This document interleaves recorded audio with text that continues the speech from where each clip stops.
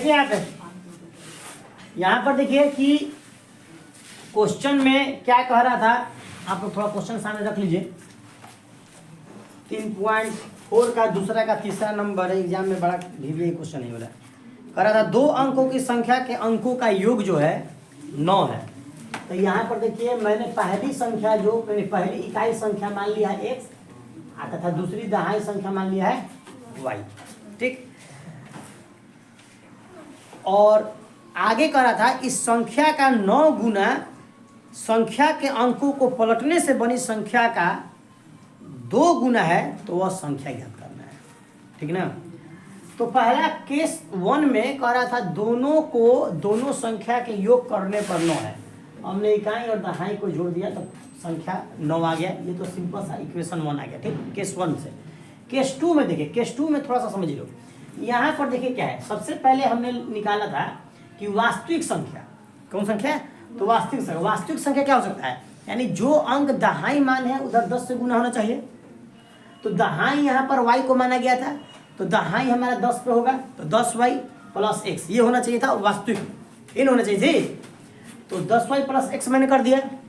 लेकिन जब क्वेश्चन के हिसाब से कह रहा है, इसको उलटने के बाद क्या हो रहा है कि इकाई हो जा रहा है दहाई और दहाई हो जा रहा है इकाई।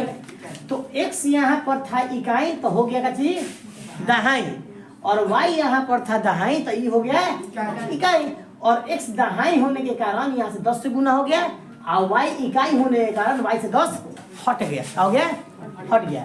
ये वास्तविक संख्या ये हो गया, और उलटने के बाद ये हो गया।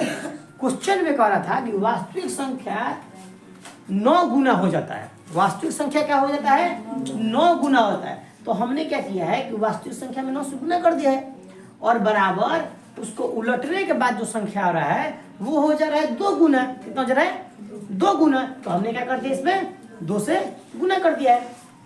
अब यहाँ सिंपल सा इक्वेशन मैंने मल्टीप्लाई और कैलकुलेशन किया है। इसमें इससे गुना किया है तो इतना आ गया है, इसमें इससे गुना किया है तो इतना आ गया है।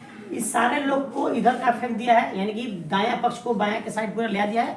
प्लस में था माइनस में, प्लस था माइनस में, तो उस तरफ क्या बच गया हमारा 0 बच गया।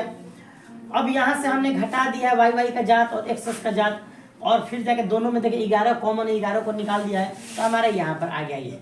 उसके बाद हमारा समीकरण 2 यहाँ पर आ गया। समीकरण 1 और 2 को जब हम तुलना कर रहे हैं विलोपन विधि के द्वारा, तो यहाँ पर देख सकते हैं कि x और x ऑलरेडी हमारा कट जा रहा है, हमने काट दिया है। y का मान दोनों ऐड में है, दोनों जोड़ दिया है, यहाँ पर 9 जोड़ में है, जोड़ दिया है। y का मान हमारा आ गया है 1, y का मान समीकरण 1 में रखे हैं, तो हमारा 8 का मान हो रहा है 1। कह रहा तो वो संख्या क्या होगी, तो संख्या भैया इकाई और दहाई अंक वाला जो 10y था, 10y प्लस x था वास्तविक संख्या, उसे मान रख दीजिए। तो 10 गुना y का मान 1 प्लस 8, तो वो संख्या कितना हो जाएगी 18। तो जो संख्या कह रहा था निकालने के लिए वो संख्या हमारा 18 है। उसको कर लीजिए, निकाल लीजिए।